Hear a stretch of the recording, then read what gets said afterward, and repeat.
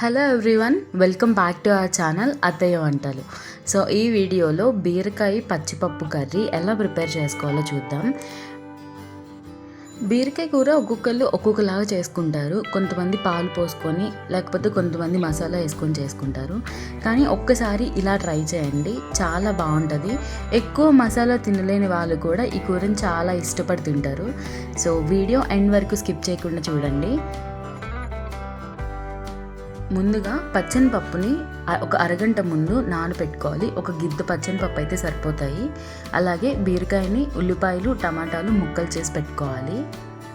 ఇప్పుడు స్టవ్ మీద కడాయి పెట్టుకొని అందులో ఒక 2 టేబుల్ స్పూన్స్ వరకు ఆయిల్ యాడ్ చేసుకోవాలి. నూనె వేడెక్కిన తర్వాత తాలింపు గింజలు యాడ్ చేసుకోవాలి. అలాగే కొంచెం టేస్ట్ కోసం ఎక్స్ట్రా జీలకర్ర కూడా యాడ్ చేసుకోండి.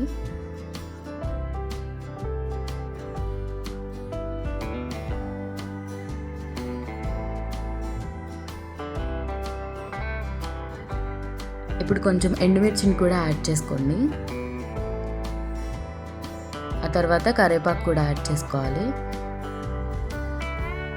ఆ తర్వాత ముక్కలుగా కట్ చేసి పెట్టుకున్న ఉల్లిపాయలు అలాగే పచ్చిమిరపకాయలు కూడా యాడ్ చేసుకోవాలి.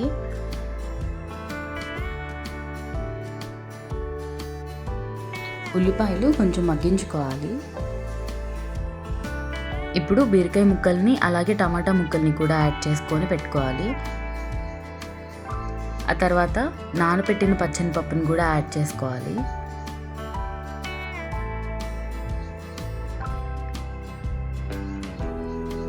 ఇప్పుడు మొత్తం బాగా కలుపుకొని కొంచెం ఉప్పు వేసుకొని కూడా బాగా మిక్స్ చేసుకోవాలి.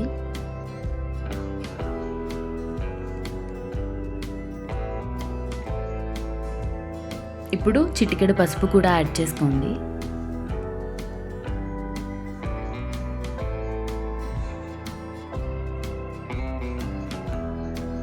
ఇప్పుడు మూత పెట్టుకొని కొంచెం సేపు మగ్గించుకోవాలి.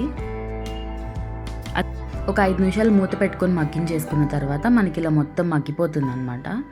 ఇప్పుడు పప్పు నానబెట్టుకున్న నీళ్ళు ఉంటాయి కదా, సో అవి యాడ్ చేసుకోవాలి.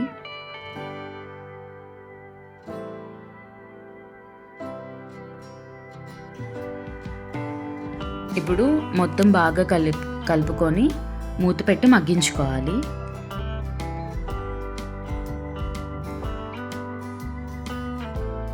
ఆ తర్వాత ఇప్పుడు మొత్తం థిక్గా వచ్చేస్తుంది, మొత్తం వాటర్ లేకుండా. ఇప్పుడు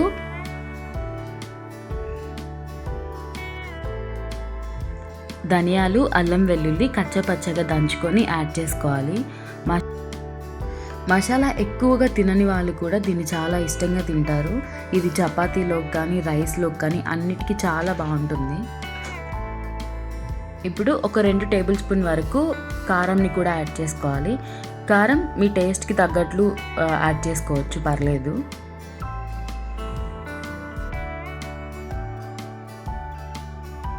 ఇప్పుడంతా బాగా మిక్స్ చేసేసుకొని మూత పెట్టి కొంచెం సేపు మగ్గించుకోవాలి. ఇప్పుడు ఉప్పు, కారం అంతా ఒకసారి చూసుకొని ఏమైనా సరిపోకపోతే ఇప్పుడు మనం యాడ్ చేసుకోవచ్చు. ఇప్పుడు మొత్తం నీరంతా ఎగిరిపోయి కూర బాగా గ్రేవీగా వస్తుంది అన్నమాట. అంతే, కూర అయిపోయింది.